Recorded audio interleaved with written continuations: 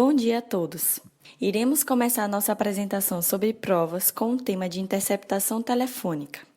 Nossa equipe é composta por Esther Reis, Gabriela Moura, Larissa Catelli, Letícia Leal e Louise Passinho. Começaremos então falando sobre o histórico da interceptação telefônica, ou seja, o que ocorreu no passado até chegarmos à lei atual de número 9.296. Primeiramente, nós tínhamos o Código Brasileiro de Telecomunicações, com seu artigo 57, inciso 2, a linha E, que basicamente dizia que não havia violação de telecomunicação caso o juiz autorizasse. Posteriormente, houve a Emenda Constitucional de 1969, com seu artigo 153, parágrafo 9º, que dizia o oposto do primeiro artigo dito, ou seja, que seria proibido a interceptação sem qualquer exceção. Logo, era visível o conflito entre os dois artigos. Após isso, veio o inciso 12 do artigo 5º da Constituição Federal, que permitia a interceptação quando a lei estabelecesse para investigação criminal ou instrução processual penal. Segundo o Renato Brasileiro, durante muito tempo foi requisitado no Brasil a regulamentação da interceptação telefônica por conta do inciso 12. Pois não era considerado auto-aplicável, ou seja, algo que se consegue colocar em prática por si mesmo. Então, no momento que houve essa exceção, que seria por ordem judicial para investigação criminal, viu-se a necessidade de criar uma lei específica para isso. Haviam alguns desentendimentos doutrinários nesta época em relação a se a Constituição teria recebido ou não o artigo 57 do Código Brasileiro de Telecomunicações. Como, por exemplo, a Ada Pellegrini Grinover, com o entendimento de que, enquanto não houvesse lei específica sobre a interceptação, ela não poderia ser concedida. Por outro lado, o professor Damásio de Jesus entendia que a Constituição tinha sim recepcionado o artigo 57 e que, se o juiz autorizasse a interceptação, poderia ser feito apenas para o processo penal e não para a investigação criminal. Após todos esses conflitos, o Supremo, em 1993, finalmente deu um fim nessas divergências e se manifestou que, enquanto não fosse editada a lei específica da interceptação telefônica, haveria a impossibilidade de pronunciamento judicial pela quebra do sigilo telefônico. E foi aí que a Lei 9.296 entrou em vigor no dia 25 de julho de 1996, admitindo então o inciso 12 do artigo 5º da Constituição. Conveniente ao direito intertemporal, a lei se trata de novatio legis incriminadora, que é conduzida pelo princípio da irretroatividade, ou seja, serão administrados pela lei apenas os fatos que ocorreram após a publicação. Antes da lei do inciso 12 da Constituição, as interceptações eram permitidas pelo Código Brasileiro de Telecomunicações. E como o artigo 57 desse código não foi recebido pela Constituição, qualquer prova colhida na interceptação autorizada antes da lei nova foi considerada como prova ilícita, e também as provas dela decorrentes, o que seguiria então o pensamento da teoria dos frutos da árvore envenenada. Após analisarmos anteriormente a fala da colega, através de uma perspectiva histórica, de que forma se deu a utilização da interceptação telefônica como meio de prova em processos no Brasil, é necessário deixarmos evidentes alguns conceitos que são considerados conceitos básicos ao entendimento do que se trata a interceptação. Então, para começar, vamos entender o que é em si a interceptação telefônica. Renato Brasileiro afirma que é o ato de captar a comunicação telefônica alheia, tendo conhecimento do conteúdo de tal comunicação. Isso significa que a essência da interceptação é justamente a participação de um terceiro que passa a ter ciência do conteúdo de uma comunicação telefônica entre pessoas ou pessoas que façam parte de um determinado processo penal. Outros autores, também como Nestor Távora, abordam que, além disso, a interceptação deve ser vista como medida cautelar probatória, na qual, através desse procedimento, são apreendidos elementos fonéticos que constituem a conversa telefônica. Dessa forma, além de entendermos o que é a interceptação em si, existem outros conceitos que também são utilizados nesse tema e que por muitas vezes se confundem. A comunicação telefônica se trata não apenas da conversa por telefone, mas também a transmissão, emissão ou recepção de símbolos, caracteres, sinais escritos, imagens, sons, ou informações de qualquer natureza, que sejam feitas por meio de telefonia estática ou móvel. Ou seja, Renato Brasileiro explica que é possível interceptar qualquer comunicação conjugada ou não com a informática. Disso, podemos dispor o artigo 1º da Lei 9.296 de 96, que é a Lei de Interceptação Telefônica, e acrescentar o parágrafo único, que diz assim: o disposto nesta lei aplica-se à interceptação do fluxo de comunicações em sistemas de informática e telemática. Outro conceito importantíssimo ligado ao tema da interceptação é a comunicação ambiental, que se refere às comunicações realizadas diretamente no meio ambiente, sem transmissão ou recepção por meios físicos, artificiais, como fios, cabos. Ou seja, é uma conversa mantida entre duas ou mais pessoas sem utilização de telefone em qualquer recinto, que seja público ou privado. Neste caso, os requisitos para a comunicação ambiental estão estabelecidos no artigo 8º da Lei de Interceptação. Por fim, podemos entender que a escuta telefônica é a captação da comunicação por um terceiro com conhecimento de apenas um dos comunicadores. Renato Brasileiro cita o exemplo do que acontece com familiares de uma pessoa sequestrada que autorizam que um terceiro realize a interceptação de comunicações telefônicas, por exemplo, feitas entre os familiares e o sequestrador.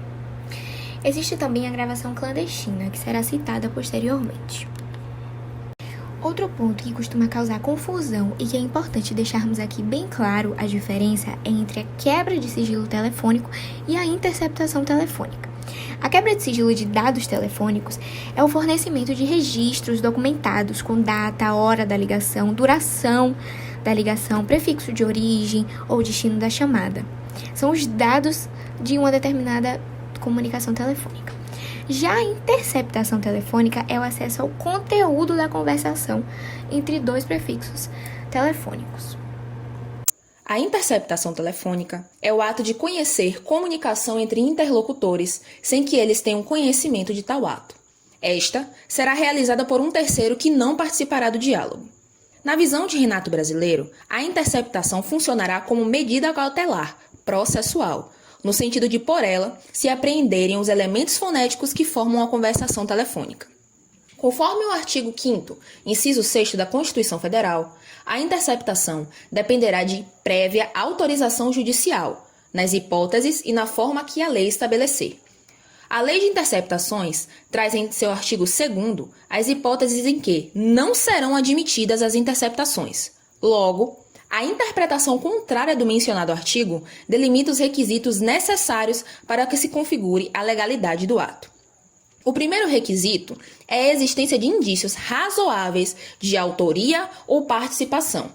A decisão que mitiga a garantia constitucional de inviolabilidade do sigilo das comunicações telefônicas deverá ser fundamentada, não sendo admissível a sua violação.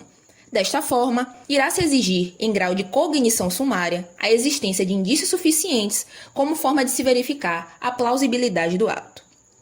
Como segundo requisito, tem-se a impossibilidade de obter a prova mediante emprego de outros meios. A lei atribui à interceptação um caráter subsidiário, não podendo haver sua admissão nas hipóteses em que for possível a obtenção da prova por meios menos invasivos. A doutrina entende que esse requisito se amolda ao que conhecemos por periculum in mora, devendo ser compreendido como risco ou prejuízo que a não realização imediata da diligência poderá acarretar para a investigação.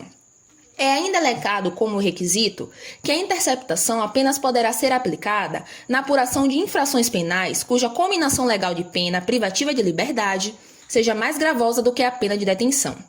Por último, a lei prevê que o objeto de interceptação deve ser claro e preciso, descrevendo a situação objeto da investigação, inclusive com a indicação e a qualificação dos investigados, salvo impossibilidade manifesta devidamente justificada. Finalidade da interceptação telefônica. Consoante a Lei de Interceptação Telefônica de número 9.296, em seu artigo 1º caput, e o artigo 5º, inciso 12 da Constituição Federal, a interceptação telefônica será um meio para a obtenção de provas para fins de investigação criminal ou instrução processual penal. De acordo com a sua finalidade, existem muitas discussões a respeito da utilização da expressão investigação criminal ao invés da expressão inquérito policial. Ou seja, a discussão se baseia na possibilidade da interceptação telefônica ser instaurada antes do inquérito policial, se há legalidade ou não.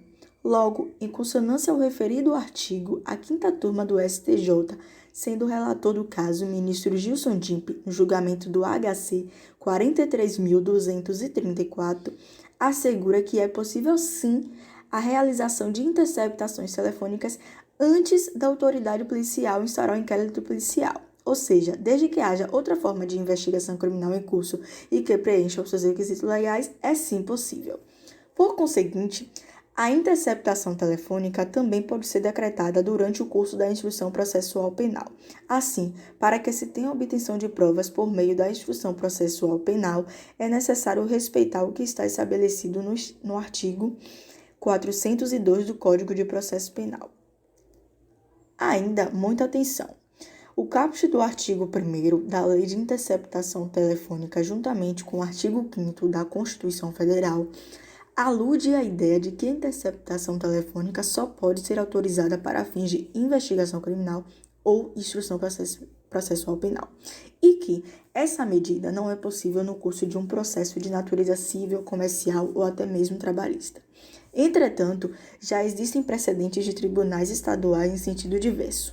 Desse modo, nada impede que os elementos probatórios ao qual foram obtidos no curso de um processo possam ser utilizados em um outro processo, como, por exemplo, a interceptação telefônica pode ser utilizada a título de prova emprestada.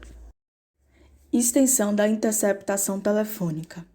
A extensão da interceptação telefônica, de acordo com o caput do artigo 1º da Lei de Interceptação, se dá por qualquer natureza.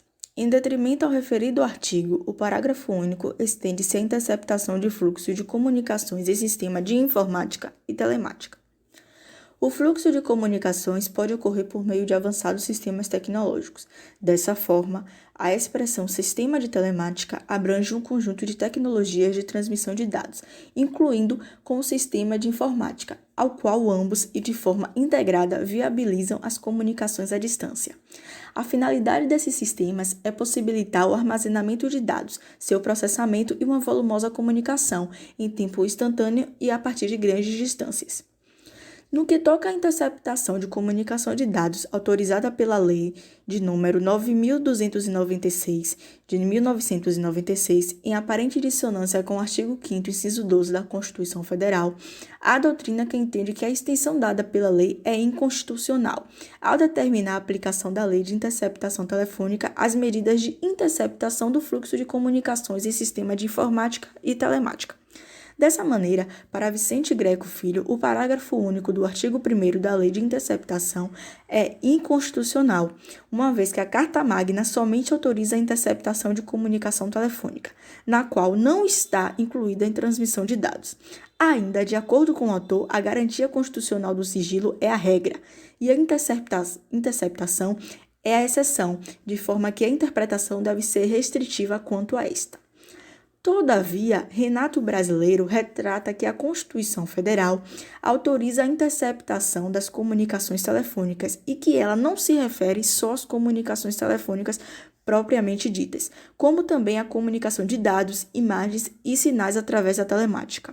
Portanto, para o autor, não se pode ficar alheio aos avanços tecnológico-culturais, ampliando as formas de comunicação, privando os órgãos da persecução penal de um importante instrumento de investigação e busca da verdade. Logo, a Lei de número 9.296 tem seu campo de incidência sobre qualquer forma de comunicação, seja telefônica ou não. Versa não apenas sobre a conversação telefônica, como também qualquer tipo de comunicação telemática, por telefone ou por via independente, sem uso da telefonia. Bom, agora vamos falar sobre o sujeito passivo e ativo da interceptação telefônica. O sujeito passivo sempre será os interlocutores, ou seja, as duas pessoas que não têm conhecimento ou consentimento que a interceptação está sendo feita. O interlocutor sempre será a pessoa que faz parte do processo investigativo. Ele pode ser indiciado, réu, vítima, testemunha, enfim. Já o sujeito ativo sempre será o interceptador, que normalmente é a autoridade policial ou Ministério Público, ou seja, é um terceiro estranho à conversa. E como já dito, a interceptação telefônica ela pode ser requerida tanto pela autoridade policial, na investigação, ou pelo Ministério Público, tanto na investigação quanto na parte processual, e ambas precisam da autorização do juiz. Nesse âmbito, os prazos para a interceptação telefônica se dá por força do artigo 5º da lei, ao qual a execução da diligência não pode ultrapassar o limite de 15 dias. Logo, esse prazo é o prazo limite para cada autorização judicial. Entretanto, nada impede que o juiz possa conceder uma autorização por prazo inferior, caso entenda que este prazo seja suficiente para auxiliar nas investigações. Nesse contexto, se houver necessidade de renovação do prazo da interceptação, esta se deve se dar antes do decurso do prazo fixado na decisão originária, para que se evite uma solução de continuidade na captação das comunicações telefônicas. Desse modo, se houver uma renovação do efetivo legal, é necessária a comprovação de que os meios de provas eram indispensáveis, uma vez que ela não pode se dar de forma automática. Em detrimento a esse aspecto, existem muitas discussões a respeito de quantas renovações seriam possíveis. Portanto, os tribunais superiores tomaram importantes decisões em seus julgados.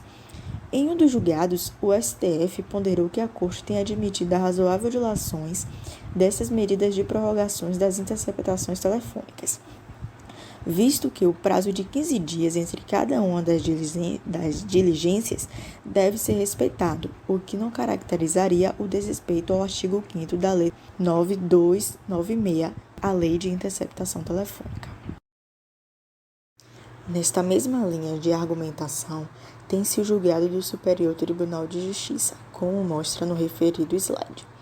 Neste informativo, a 5ª turma do STJ reiterou o entendimento de que as interceptações telefônicas podem ser prorrogadas sucessivas vezes pelo tempo necessário para a produção da prova, especialmente quando essa for o caso complexo e a prova indispensável. Portanto, é significativo que tal medida não ofende o artigo 5º caput da Lei de Interceptação. À vista disso, reitera-se que as Cortes Superiores já possuem entendimento majoritário de que é admitida a possibilidade das renovações sucessivas da interceptação telefônica, sem que haja o limite de vezes, devendo essas ser indispensáveis para a colheita de provas e que se tenham respeito aos requisitos de admissibilidade. Por sua vez, a condução da interceptação telefônica se dá por força do artigo 6º da Lei 9.296 de 1996, lei essa de interceptação telefônica. Assim, por intermédio desse dispositivo, após a interceptação ser deferida pelo juiz, a autoridade policial conduzirá os procedimentos de interceptação, dando ciência ao Ministério Público, que poderá acompanhar a sua realização. Conforme inteligência do parágrafo 1º do referido artigo, caso seja gravada a conversa, é necessária a sua transcrição por ser um meio importante de prova. Com isso, muito se tem discutido se é necessária a transcrição de todos os diálogos na íntegra ou apenas parte deles e somente os que possuírem relação com os fatos sob apuração ou qual interessarem a acusação. Nesse sentido, tanto a jurisprudência do STJ como a do STF afirmam que não há nulidade, caso não seja realizada a transcrição integral das conversas telefônicas interceptadas, sendo necessário apenas que sejam transcritos os trechos necessários ao embasamento da denúncia oferecida e que seja disponibilizada à defesa à mídia para que esta possa ter acesso a todos os diálogos captados. Nesse âmbito, o parágrafo 2º do dispositivo legal citado refere-se ao cumprimento da diligência que será acompanhada de um auto circunstanciado formal que tem como essência a sua validade de prova resultante de gravações de áudio e interceptação telefônica, sendo que o eventual vício dele é considerado causa de nulidade relativa. Portanto, estabelecido tais efeitos, por força do parágrafo 3º do mesmo artigo, se dará continuação do procedimento. Nesta linha, dado o entendimento do Supremo Tribunal Federal como relator ministro Marco Aurélio, afere-se que o artigo 6º, em seu parágrafo 1º da Lei de Interceptação, é constitucional e essencial para a formalidade da gravação da interceptação como meio de prova. Agora vamos falar sobre as hipóteses em que não será admitida a interceptação telefônica. Essas hipóteses estão dispostas no artigo 2º da própria Lei da Interceptação. E como vocês podem ver no slide, o primeiro inciso diz quando não houver indícios razoáveis de autoria ou participação em infração penal. E o inciso 2º, quando a prova poderá ser feita por outros meios disponíveis. Para Greco Filho, esses outros meios disponíveis que diz no artigo são aqueles existentes no momento em que é solicitada a interceptação e não no contexto geral da investigação criminal. Além disso, Greco Filho ele também faz uma crítica aos requisitos que já foram citados para a interceptação telefônica. Ele afirma que a redação negativa que os requisitos trazem dá uma ideia de que a interceptação é uma regra, quando na verdade a regra é o sigilo e a interceptação é só a exceção. Já o inciso 3º, ele traz uma discussão sobre o regime da pena. Então, assim, somente cabe interceptação telefônica em crimes punidos com reclusão e exclui, portanto, as contravenções penais, já que a pena é de prisão simples ou multa, excluindo também os crimes culposos, já que a pena é de detenção, e os crimes dolosos, que são punidos com detenção ou multa. Uma vez não respeitadas essas hipóteses, acabam constituindo o crime que está previsto no artigo 10, também da Lei de Interceptação Telefônica, que tem a pena de reclusão de 2 a 4 anos e multa. Por último, nós trouxemos uma jurisprudência que viola o inciso 1º do artigo 2º, onde ele afirma que a interceptação ela deve ser invalidada da investigação, porque junto a ela não houve nem trouxeram nenhuma afirmação de quais foram os indícios razoáveis de autoria ou participação dessa infração penal. A interceptação telefônica e a gravação clandestina podem ser diferenciadas de forma resumida por seus próprios conceitos. A interceptação é uma gravação telefônica feita por terceiro, sem o conhecimento dos interlocutores. Como dito anteriormente, ela é uma prática lícita, uma vez que é decretada por ordem judicial, tendo previsão constitucional no artigo 5º, inciso 6º da Constituição de 88. E legal, de acordo com a Lei 9.296, de 1996, razão pela qual pode ser amplamente utilizada como prova numa futura ação penal. Já a gravação clandestina, por outro lado, é a gravação da comunicação feita por um dos interlocutores sem o conhecimento do outro. A matéria não encontra amparo legal, embora a jurisprudência do STF a encare como lícita, desde que não haja alguma específica razão jurídica de sigilo nem de reserva. É necessário salientar que a sua utilização como prova depende da finalidade, não havendo possibilidade de sua utilização para uma eventual condenação, ao passo em que existe para a absolvição. Para finalizar nossa apresentação, não poderíamos deixar de citar a operação mais conhecida a nível nacional e que posteriormente gerou diversos processos com grande destaque das interceptações telefônicas, a Operação Lava Jato. O processo em que iremos citar, em específico, é o que ocorreu do ex-presidente Lula. A divulgação da interceptação de um diálogo entre a presidente da República no período das investigações Dilma Rousseff e o ex-presidente Lula gera diversas discussões e divergências até hoje a respeito do assunto. Alguns juristas e doutrinadores discutem primeiro a respeito da ilegalidade da divulgação da gravação, visto que se tratava de uma conversa particular da, até então, atual presidente do país, o que significa que essa gravação deveria ter sido enviada ao Supremo antes de sua divulgação. Outra divergência acerca do tema consta no período em que a gravação foi feita, na qual o próprio juiz Sérgio Moro assumiu que já tinha decretado a suspensão da interceptação e, portanto, toda a gravação feita a partir desse momento seria considerada ilícita, que foi exatamente o que aconteceu com o diálogo entre Lula e Dilma, em que eles combinavam que a presidente nomearia o ex-presidente a ministro da Casa Civil. Esse caso é tão atual que, recentemente, o ministro Edson Fachin anulou todas as condenações contra Lula. E o STF também decidiu que Moro foi parcial em sua decisão no processo do triplex do Guarujá, o que acaba por confirmar diversas ilegalidades presentes nesse processo.